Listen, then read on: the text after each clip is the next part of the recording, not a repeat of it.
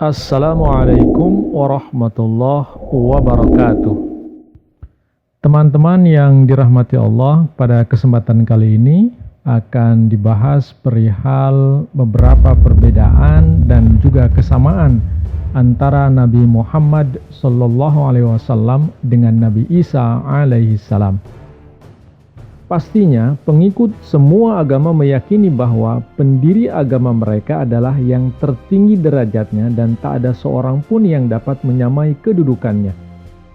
Menurut umat Nasrani, Nabi Isa atau Al-Masih putra Maryam yang paling unggul, dan tentu saja bagi Islam, Nabi Muhammad Rasulullah SAW lah yang paling mulia dari antara semuanya.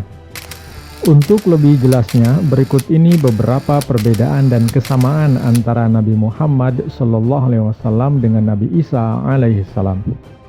Nabi Muhammad SAW lahir di kalangan terhormat dan mulia dari suku Quraisy, Arabia, yang merupakan keturunan Bani Ismail. Ayah beliau bernama Abdullah dan ibu beliau bernama Aminah. Sedangkan Nabi Isa alaihissalam lahir di kalangan Bani Israel yang merupakan keturunan dari Bani Ishak. Beliau lahir dari Maryam dan tidak memiliki ayah. Seolah-olah begitu buruknya keadaan Bani Israel sehingga tidak ada seorang laki-laki pun di kalangan mereka yang layak untuk menjadi ayah dari seorang Nabi Allah. Mengetahui kenyataan itu berarti sebenarnya beliau-beliau adalah bersaudara, yaitu berasal dari keturunan Nabi Ibrahim alaihissalam. Nabi Ibrahim alaihissalam dikenal sebagai bapaknya para nabi karena darinya banyak lahir nabi-nabi. Beliau alaihissalam dimuliakan baik oleh kalangan Yahudi, Nasrani, dan juga Islam. Nabi Muhammad SAW adalah manusia biasa layaknya manusia pada umumnya, dalam artian memerlukan makan dan minum, ngantuk dan lelah, terkadang marah dan sedih, mengalami sakit dan terluka, dan akhirnya juga wafat.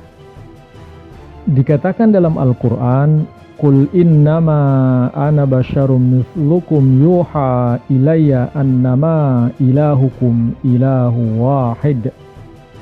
Katakanlah, sesungguhnya aku ini hanyalah seorang manusia seperti kamu. Telah diwahyukan kepadaku bahwa Tuhanmu adalah Tuhan yang Maha Esa. Quran Surah Al-Kahfi ayat 110. Dalam ayat lain dikatakan, "Wa ma Muhammadun illa rasul qad khalat min qablihir rusul." Dan Muhammad tidak lain melainkan seorang rasul, sesungguhnya telah berlalu rasul-rasul sebelumnya. Quran Surah Al-Imran ayat 144. Nabi Muhammad SAW telah khalat, yang artinya berlalu. Maksudnya beliau SAW telah wafat. Beliau mencapai usia 63 tahun. Beliau tidak mengalami keabadian dan jasad sucinya kemudian dikubur di dalam tanah. Begitu jugalah dengan Nabi Isa alaihissalam, Al-Masih putra Maryam itu, beliau juga manusia biasa sebagaimana halnya Nabi Muhammad SAW. Nabi Isa juga telah berlalu, maksudnya telah wafat. Mal Masih ibnu Maryam illa rasul qad khalat min qablihir rusul. Al-Masih ibnu Maryam itu tidak lain melainkan seorang rasul, sesungguhnya telah berlalu atau wafat rasul-rasul sebelumnya. Quran Surah Al-Ma'idah ayat 75. Rasulullah SAW merupakan Nabi dan Rasul Allah. Beliau SAW diutus untuk menyampaikan amanat Allah kepada umat manusia. Makana Muhammadun aba ahadin min rijalikum walakin Rasulullahi wa khataman nabiyyin. Muhammad bukanlah bapak salah seorang dari antara kaum laki-lakimu, akan tetapi ia adalah Rasul Allah dan khataman nabiyyin. Begitu juga dengan Al-Masih Isa ibnu Maryam, beliau adalah seorang nabi dan Rasul Allah yang diutus untuk menyampaikan amanat Allah. Berkatalah ia, sesungguhnya aku seorang hamba Allah, dia telah menganugerahkan kepadaku kitab dan dia telah menjadikanku seorang nabi. Quran Surah Maryam ayat 30. Nabi Muhammad SAW adalah nabi pembawa syariat, di mana syariatnya yaitu Islam merupakan syariat terakhir dan sempurna yang berlaku hingga akhir kehidupan dunia, sebagaimana disebutkan dalam Quran Surah Al-Ma'idah ayat 2. Sedangkan Nabi Isa alaihissalam adalah Nabi yang tidak membawa syariat. Beliau hanya mengikuti syariat yang dibawa oleh Nabi Musa alaihissalam. Dan syariatnya itu sudah tidak berlaku lagi karena telah terhapus dan digantikan oleh syariat Islam. Sebagaimana disebutkan dalam Quran Surah Al-Imran ayat 50. Dan aku datang untuk menggenapi apa yang telah ada sebelumku, yakni Taurat. Dalam perjanjian baru, Nabi Isa mengatakan, "Janganlah kamu sangkakan aku datang untuk merombak hukum Taurat atau kitab nabi-nabi. Bukannya aku datang hendak merombak, melainkan hendak menggenapkan. Karena sesungguhnya aku berkata kepadamu, sehingga langit dan bumi lenyap, satu noktah atau satu titik pun sekali-kali tidak akan lenyap daripada hukum Taurat itu, sampai semuanya telah jadi." Matius pasal 5 ayat 17 dan 18. Rasulullah Shallallahu Alaihi Wasallam telah berulang kali dinyatakan dalam Al-Quran bahwa beliau diutus sebagai Rasul untuk segenap umat manusia sampai akhir zaman. Wa ma arsalnaka illa rahmatan lil alamin. Dan tidaklah kami mengutus engkau melainkan sebagai rahmat bagi semesta alam.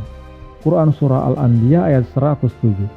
Sementara itu Nabi Isa alaihissalam diutus hanya untuk kaum Bani Israel saja. Beliau tidak diutus untuk seluruh umat manusia di dunia.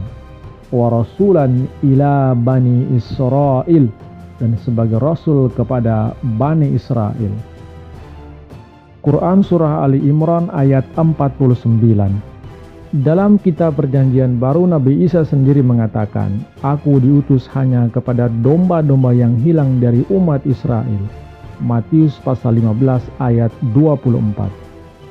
Nabi Muhammad Sallallahu Alaihi Wasallam memerintahkan untuk hanya beribadah kepada Allah Subhanahu Wa Taala. Katakanlah, sesungguhnya salatku dan pengorbananku dan kehidupanku serta kematianku hanyalah untuk Allah, Tuhan semesta alam. Quran Surah Al-An'am ayat 162. Begitu juga dengan Nabi Isa alaihi salam, beliau memerintahkan agar umatnya hanya menyembah Allah saja. Dalam Al-Quran dikatakan, "Tidak pernah aku mengatakan kepada mereka selain apa yang telah engkau perintahkan kepadaku, yaitu beribadah kepada Allah, Tuhanku dan Tuhanmu." Quran Surah Al-Ma'idah ayat 117. Dalam perjanjian baru, Nabi Isa alaihissalam mengatakan, "Enyahlah iblis, sebab ada tertulis, engkau harus menyembah Tuhan Allahmu, dan hanya kepada Dia sajalah kamu berbakti." Matius pasal 4 ayat 10. Jelaslah bahwa Rasulullah SAW adalah Nabi dan Rasul yang paling mulia.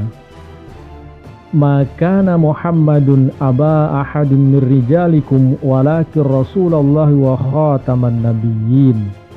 Muhammad bukanlah bapak salah seorang dari antara kaum laki-lakimu, akan tetapi ia adalah Rasul Allah dan khataman nabiyyin. Surah Al-Ahzab ayat 40. Dalam bahasa Arab, kata khatam memiliki banyak pengertian atau konotasi, namun esensi dari gelar khataman nabiyyin tanpa keraguan sedikitpun artinya adalah yang terbaik, agung, pamungkas, kewenangan tertinggi, seseorang yang mencakup semuanya dan pengakuan atas kebenaran lainnya.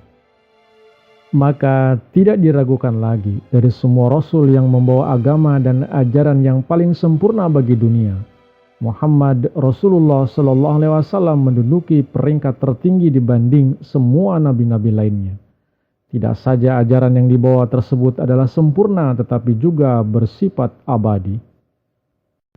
Wa akhiru da'wana anil hamdulillahi rabbil alamin. Wassalamualaikum warahmatullahi wabarakatuh.